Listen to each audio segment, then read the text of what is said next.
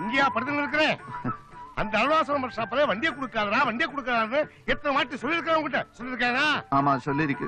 ஏன் கொடுத்தேன்? அது கொஞ்சம் அர்ஜென்டான வேலை இருந்ததுனால. அர்ஜென்டாவது அவன் திருட்டு பையன். அம்பாசனா கொடுத்தா மோரிஸ் பையனா திருப்பி கொடுத்துருவான். எப்படி போனா உனக்கு என்ன? பாடுபட்டு சம்பாதிச்சவன் நான் ஆச்சே. அப்பாவாவது குப்பாவாவது. டேய் போய் வண்டி எடுத்துட்டு வா. இப்பவே வா. இப்போ போடா.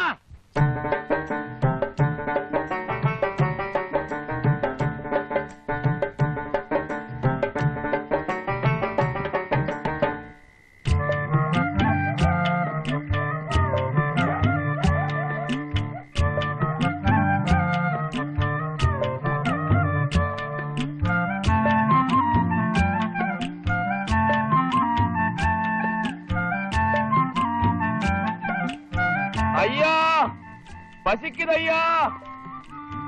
ஐயா ஏதாவது கொடுங்க ஐயா. ஐயா ஐயா பசிக்குது ஐயா. ஏழைக்கு ஏதாவது கொடையா. ஏதாவது கொடுங்க. உள்ள வாங்க. உள்ளயா? ஆமா. வரணுமா? ஆமா. வாங்க வாங்க வாங்க. உள்ள வாங்க. விக்ரமன் சாருடைய வீடு இது തന്നെ അല്ലേ? ஆமா. വിക്രമൻ സാറും മക്കളും ഉള്ള இருக்கா? எதுக்கு அவரை தேடுறீங்க? ஐயோ பிச்சைக்காரர் இடையிலெல்லாம் விக்ரமன் சாറിനും മക്കൾക്കും ഒക്കെ பெரிய பேரு. അതുകൊണ്ട് നേരിട്ട് பார்க்கணும்னு ஆசை. அதுக்காக வந்தேன். அதுக்கு என்ன? வாங்க. உள்ளயா? ஆமா. இந்த வீட்டுல பிச்சைக்காரங்களை உள்ள கூட்டிட்டு போய் சாப்பாடும் காசும் கொடுக்கறது தான் எங்க வழக்கம். வாங்க வாங்க. எங்க ஊரு தெங்காசி. இருக்கட்டும் வாங்க உட்காருங்க. கீழே இல்ல மேல உட்காருங்க. ஐயோ சும்மா தைரியமா உட்காருங்க.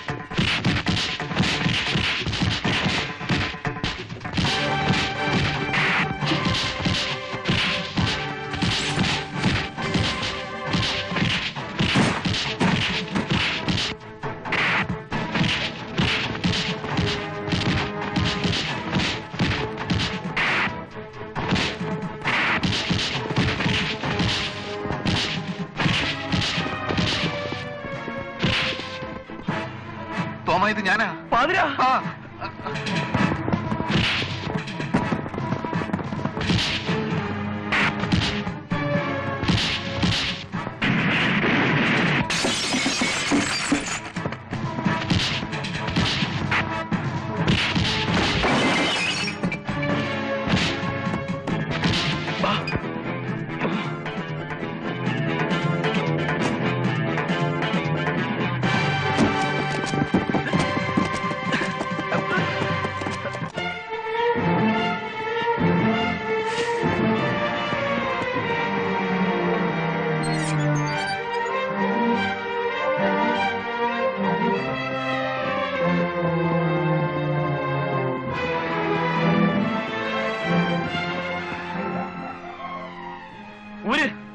ഒരു പിച്ചക്കാരനും പറഞ്ഞ് ഇറങ്ങിയിട്ടുണ്ടെന്ന് ഇതിനകം തമിഴ്നാട് മുഴുവൻ അറിഞ്ഞു കാണും. നീ ഇതെങ്ങനെ പിന്നെ ഇവന്മാരുടെ കൈ ചെന്ന് പെട്ടു? ആ വിക്രമനാണ് ഈ വിക്രമനെന്ന് ഞാൻ അറിഞ്ഞോ? ടിവിയിൽ ഫോട്ടോ വന്നോടുകൂടി പുറത്തിറങ്ങാൻ വയ്യാത്ത സ്ഥിതിയായി. ആ കാറിന്റെ താക്കോൽ തിരിച്ചേൽപ്പിച്ചിട്ട് പോകാന്ന് വിചാരിച്ച വേഷം മാറി ചെന്നത്. അവിടെ ചെന്നപ്പം മാരപ്പടക്കത്തിന് തിരി കൊളുത്തിയടക്കല്ലേ അടി വീണത്. എനിക്ക് പിന്നെ ഇവിടെ രക്ഷയുണ്ടെന്ന് തോന്നുന്നില്ല. വീടിനടുത്ത് താമസിക്കുന്ന വല്ലവരും ടി വി കണ്ടെന്ന് തിരിച്ചറിഞ്ഞാൽ അതോടെ എന്റെ കാര്യം പോക്ക. വീട്ടിൽ നിന്ന് ഇറങ്ങിയപ്പോ പോലീസുകാർ എന്നെ ശ്രദ്ധിച്ചു. അങ്ങനെ ഈ വേഷത്ത് കയറിയത്. നീ ഇവിടെ വന്നിറങ്ങിയത് മുതലാണ് എന്റെ ദുരിതം തുടങ്ങിയത്. തോമാ, നമുക്ക് ഇന്ത്യ വിട്ട് വല്ല മലേഷ്യക്കോ ഇന്തോനേഷ്യക്കോ വിടാം. അവിടെ നിന്റെ അളിയനോ അമ്മാവനോ ഇരിക്കുന്നോ? ഇതിലും ഭേദം ജയിലിൽ തന്നെ ആയിരുന്നു. എത്രയും പെട്ടെന്ന് നമുക്ക് അതിർത്തി കിടക്കാം. വാ.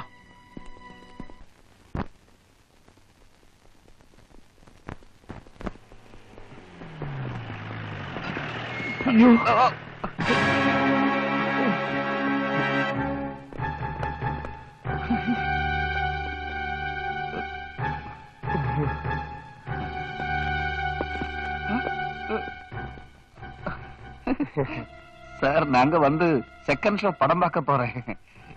டைம் ஆயிடுச்சு, வரட்டுமா? ஆமா, எங்க இருந்து ஓடி வரீங்க? அது வந்து நைட்ல ஓடுறது எங்களுக்கு ரொம்ப பழக்கம். Body building exercise. போலாம். நில்லுங்கடா. என்ன சார் எடா போடான்னெல்லாம் கூப்பிடுறது? மரியாதை ரொம்ப குறைஞ்சு போச்சு. நாங்க என்ன கிரிமினல்ஸா? തങ്കപ്പാ, മണ്ടത്തരം പറയാതെ. ഞങ്ങൾ അങ്ങനെ ക്രിമിനൽസ് ഒന്നും അല്ല. ടിവിയിൽ വന്ന പടം ഞങ്ങളുടേതല്ല. ഒരുപക്ഷെ രൂപസാദർശ്യം കണ്ടെന്നിരിക്കും. ഒരാളെ പോലെ 9 പേരുണ്ടെന്നാണല്ലോ. தமிழ்நாடு போலீஸ பத்தி என்ன நினைச்சிருக்கீங்க? ஊரு விட்டு ஊரு வந்து ஒரு கொலையும் பண்ணிட்டு தப்பிச்சு ஓடிடலாம் நினைச்சீங்களா? உலகத்துல எந்த மூலைக்கு போனாலும் நாங்க கண்டுபிடிச்சிருவோம். அதுதான் தமிழ்நாடு போலீஸ், தெரியுதா? சார், நாங்க அந்த ஹோட்டல்ல போய் சாப்பிடுறது. அப்போ அங்க போகும்போது அங்க ஏசி ரூம்ல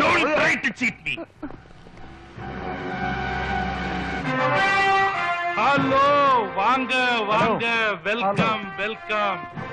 இவங்க 2 பேரையும் கூட்டிக்கிட்டு நான் உங்ககிட்ட வரலான்னு இருந்தேன். நல்ல வேளை நீங்களே வந்துட்டீங்க. കർത്താവേ, ഇത് എന്തൊക്കെയാ?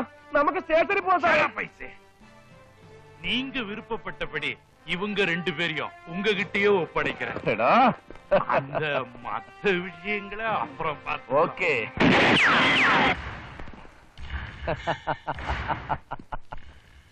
Everybody hands up. Drop your guns.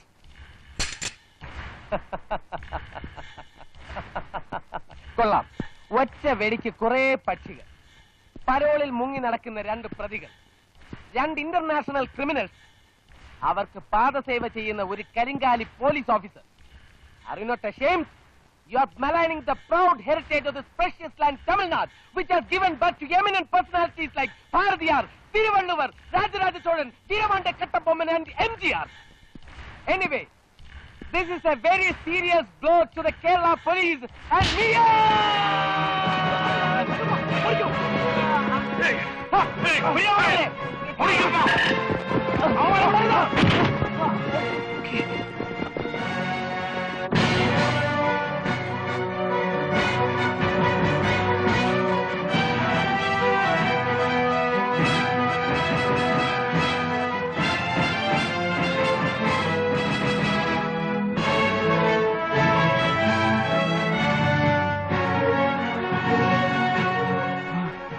நீங்க அந்த பக்கம் போங்க. நீங்க அந்த பக்கம் போய் பாருங்க.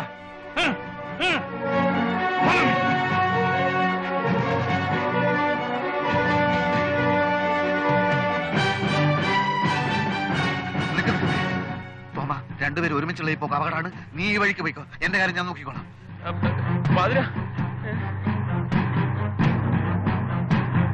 അയ്യോ,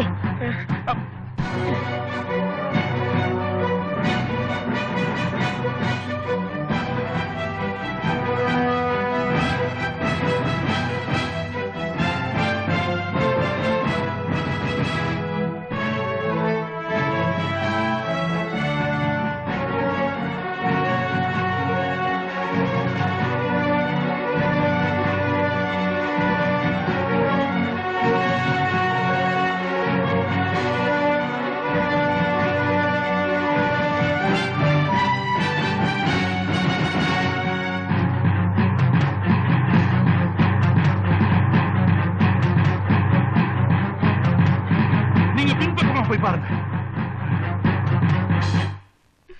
எதுக்கும் டிக்கெட் கிடைச்சது, வச்சுக்கோ.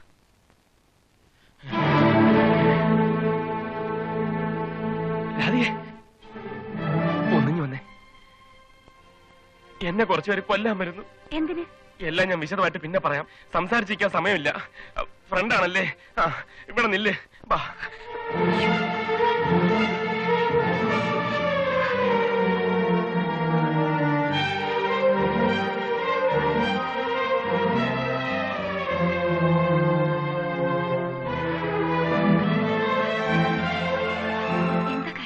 പിന്നെ പറയാം.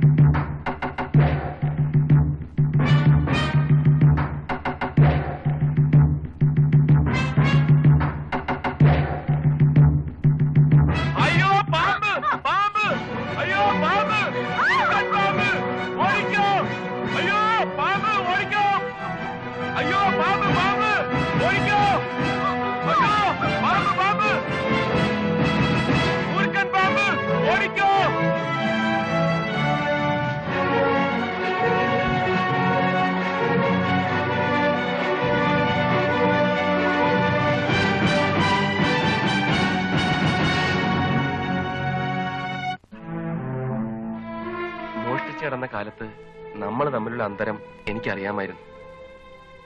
രാധികയോട് സത്യം പറയാതിരുന്നത് വഞ്ചിക്കാനായിരുന്നില്ല, ഇഷ്ടം കൊണ്ടായിരുന്നു. എല്ലാം പറഞ്ഞാൽ നീ നഷ്ടപ്പെട്ടു പോകുമെന്നുള്ള പേടിയുണ്ട്.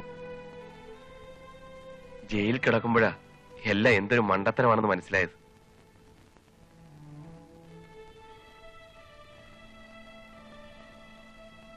ജീവിതത്തിൽ ഇനി ഒരിക്കലും നിന്റെ മുമ്പിൽ വന്ന് പെടരുതെന്ന് ഞാൻ ആഗ്രഹിച്ചിരുന്നു. പക്ഷെ നേരിൽ കണ്ടപ്പോൾ എനിക്കെന്നെ നിയന്ത്രിക്കാനായില്ല. എന്നോട് ക്ഷമിക്കണം. ഒന്നും മനഃപൂർവ്വമായിരുന്നില്ല. ഇന്ന് തിയേറ്ററിൽ വെച്ചുള്ള കണ്ടുമുട്ടൽ പോലും മനഃപൂർവ്വമായിരുന്നില്ല. ഞാൻ അറിയാതെ എനിക്ക് ചുറ്റും എന്തൊക്കെയോ നടക്കുന്നുണ്ട്. ആശുപത്രിയിൽ കൊടുക്കാൻ 5000 രൂപയ്ക്ക് വേണ്ടിയാ ഞാൻ ഇറങ്ങിത്തിരിച്ചത്. ഇപ്പൊ ഞാൻ ജയിലിൽ ആടിയവനായി, കൊലപാതകയായി. എവിടെ പോയി ആരുടെ മുമ്പിൽ കീഴടങ്ങണമെന്ന് പോലും എനിക്കറിയില്ല. പോലീസിന്റെ കൈ കിട്ടി അവരെന്നെ കൊല്ലും. ഞാൻ ഒരിക്കലും കണ്ടിട്ടില്ലാത്ത വേറെ ചിലർ തോക്കുമായിട്ട് എന്റെ പുറകെ. ഞാനിനി ഒരിക്കലും രാധികയ്ക്ക് ഒരു ബുദ്ധിമുട്ടാവില്ല. തന്നെയുമല്ല, ആ MDയും മറ്റും വന്ന് രാധികയെ കണ്ടാൽ അവരിവിടെയും വന്ന് കുഴപ്പമുണ്ടാക്കും. വണ്ടിക്കൂലിക്കുള്ള കാശെങ്കിലും ഉണ്ടായിരുന്നെങ്കിൽ. അല്ലേ വേണ്ട. Thanks a lot. തോമസ്,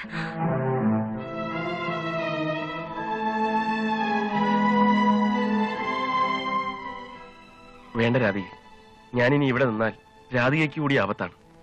ഏതായാലും മദ്രാസിന് പറ്റിയതല്ല. തോമസിനും എനിക്കും എത്രയും വേഗം ഇവിടെ ഒന്ന് രക്ഷപ്പെടണം. എങ്ങനെയെങ്കിലും. നാട്ടിൽ പോയാൽ ഒരു സമാധാനം ഉണ്ടാവും. ജയിലധികാരികളോട് സത്യം പറയണം. അധികമൊന്നും വൈകിട്ടില്ലല്ലോ. തോമസ്, ഇനി ഒന്നും ആലോചിക്കണ്ട, പോകാം.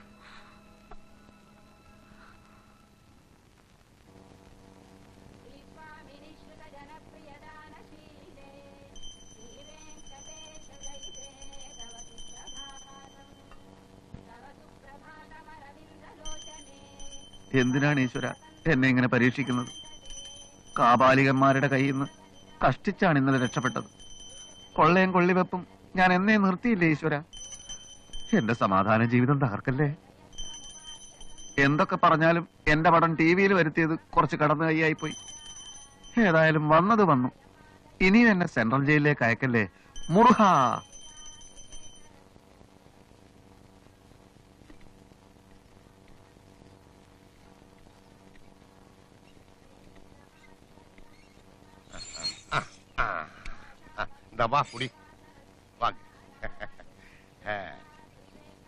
இது என் மகள் ஞானம். ஹலோ, நமஸ்காரம். ஞானம், இவர் யார் மாதிரி இருக்கு? அது வந்து இறந்து போன உன் அண்ணன் சுப்பிரமணியம் மாதிரி இல்லே? ஆமாப்பா, அண்ணா மாதிரியே இருக்கார். அதே கண்ணு, அதே மூக்கு, அதே மீசை. கார் ஆக்சிடென்ட்ல அடிபட்டு சாகும் போது தலையில் இந்த மாதிரி 2 கெட்டு இருந்தது. இந்த மூஞ்சியை பார்க்கும் போது அந்த டெட் பாடியே வந்து முன்னால நிக்கிற மாதிரி தோணுது. அப்பா, இவர் யாருப்பா? இவரு கேரளாவிலே பெரிய போலீஸ் ஆபீசர். அப்படியா? வாங்க, ஆத்துக்குள்ள வாங்க. வாங்க. அப்பா, இவருக்கு தலையில என்னாச்சு? ஏதோ அயோக்கிய ராஸ்கல் அடிச்சு உதைச்சு இந்த கதி கேளாக்கிட்டார். கோயில இருந்து வரும்போது நடு ரோட்ல படுத்து நின்றார். அப்புறம் கர்ப்பா என் கண்ணுல படாம இருந்தா இவருக்கும் நிச்சயமா உன் அண்ணன் கதையே வந்திருக்கும். பாவம். ஆமா, சம்பு எங்கே? பூஜை பண்ணிட்டு இருக்க. கூப்பிடவனே. ആര് ശുംഭു? சும்பு அல்லப்பா, சம்பு என் மருமக புள்ள. என்ன என்ன பூஜை முடிச்சிட்டேளா? சித்த வரேளா? என்ன அப்பா கூட யார் வந்திருக்கான்னு பாருங்க. யாரு வந்திருக்கு? செத்து போன எங்க அண்ணா மாதிரியே ஒருத்தர். அப்படியா?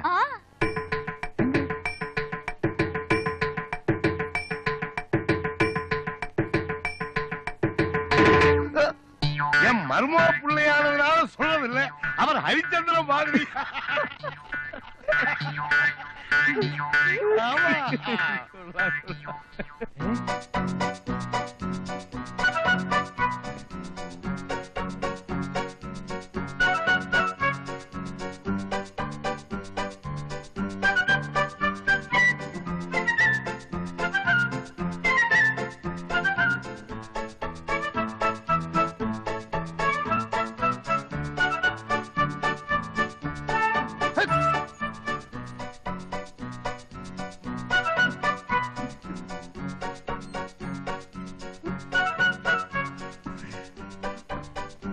ஆமா.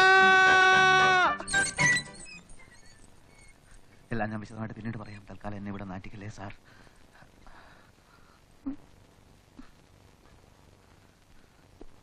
പ്ലീസ്. ഞാൻ ഒന്ന് ചോദിച്ചോട്ടെ, കുറ്റം ചെയ്തവനെ ശിക്ഷിക്കുന്നത് എന്തിനാണ് സാർ? അവനൊരു പാഠം പഠിപ്പിക്കാൻ. ആണല്ലോ. പാഠം പഠിച്ചു കഴിഞ്ഞവനെ പിന്നെയും പിടിച്ചുകൊണ്ടുപോയി ശിക്ഷിക്കേണ്ട കാര്യമുണ്ടോ? ഞാനിപ്പോ മര്യാദക്കാരനാണ്, കുറ്റവാളിയല്ല. 24 മണിക്കൂർ അധ്വാനിച്ച് ഒരു കുടുംബം പുലർത്തുന്നവനാണ്. ഇനിയും എന്നെ അഴിക്കകത്താക്കിയാൽ അതോടെ എന്റെ കുടുംബം വെള്ളത്തിലാകും. ഞാനൊരു സ്ഥിരം കുറ്റവാളിയായി മാറും. അങ്ങനെ മാറിയാൽ ഈ വിൻസെന്റ് ഡിസൂസ ഇടിച്ച് നിന്റെ അസ്ഥി കലക്കും. ഒരുത്തന്റെ അസ്ഥി കലക്കാൻ ഏത് മണ്ടനും കഴിഞ്ഞു എന്ന് വരും. പക്ഷെ കലങ്ങിയ അസ്ഥി ശരിപ്പെടുത്തി എടുക്കാൻ കുറച്ച് മിടുക്ക് വേണം. സാർ എത്ര വട്ടം പറഞ്ഞു, ഞങ്ങൾ ആരെയും കൊല്ലാൻ ശ്രമിച്ചിട്ടില്ല. അതൊന്നും പറഞ്ഞിട്ട് കാര്യമില്ല. എന്ത് വന്നാലും ഞാൻ രണ്ടെണ്ണത്തിനെയും പിടിക്കും. എന്നാ പിടിക്ക്. പക്ഷെ നിരപരാധികളായ ഞങ്ങളുടെ മനസ്സിന്റെ ശാപമേറ്റ് സാറും സാറിന്റെ കുടുംബവും നശിച്ച് വെള്ളത്തിലാകും. നോക്കി. എന്റെ പ്രശ്നം തനിക്കറിയാമോ? ആഭ്യന്തരമന്ത്രിയുടെ ബന്ധുവായതുകൊണ്ടാണ് എന്നെ കേസ് പിടിക്കാൻ വിട്ടതെന്നും ഞാനിവിടെ ചുമ്മാ ഊരി ചുറ്റിക്കൊണ്ടിരിക്കുകയാണെന്നും ഒക്കെയാണ് പ്രതിപക്ഷത്തെ ദുഷ്ടന്മാർ അസംബ്ലിയിൽ വിളിച്ചു കൂവിക്കൊണ്ടിരിക്കുന്നത്. പാവം മന്ത്രി അമ്മാവൻ പ്രതിപക്ഷത്തിന് ചുട്ട മറുപടി കൊടുക്കാനാവാതെ അമ്മാവൻ കിടന്ന് ശ്വാസം മുട്ടുകയാണ്. എന്റെ വരവിന്റെ ഉദ്ദേശം നിങ്ങളെ പിടിക്കൽ മാത്രമല്ല, അധോലോക തെണ്ടികളായ KRനെയും വിക്രമനെയും എനിക്ക് പൂട്ടണം. ഏത് വിക്രമൻ? നിങ്ങളെ കൊലയാളികളായി തെറ്റിദ്ധരിച്ചിരിക്കുന്ന അതേ വിക്രമൻ തന്നെ. KRും ഈ വിക്രമനും ഒന്നിച്ച് പ്രവർത്തിച്ചിരുന്നവരാണ്. മയക്കുമരുന്ന്, കൊല, ആയുധക്കള്ളക്കടത്ത് എന്നിവയൊക്കെയായിരുന്നു ഇവരുടെ ഏർപ്പാട്. ഇവർ തമ്മിൽ തല്ലി പിരിഞ്ഞപ്പോൾ പരസ്പരം പാര വയ്ക്കാൻ തുടങ്ങി. അങ്ങനെയാണ് ഇന്റലിജൻസിന് ഈ വിവരങ്ങളെല്ലാം കിട്ടുന്നത്. അത് ശരി. ഇത്രയും വലിയ ചെറ്റകളെ സുഖിക്കാൻ വിട്ടിട്ടാണ് ഈ നിസ്സാരക്കാരായ ഞങ്ങളുടെ പുറകെ സാർ നടക്കുന്നത്. ഒരുത്തരം ഞാൻ വെറുതെ വിടില്ല.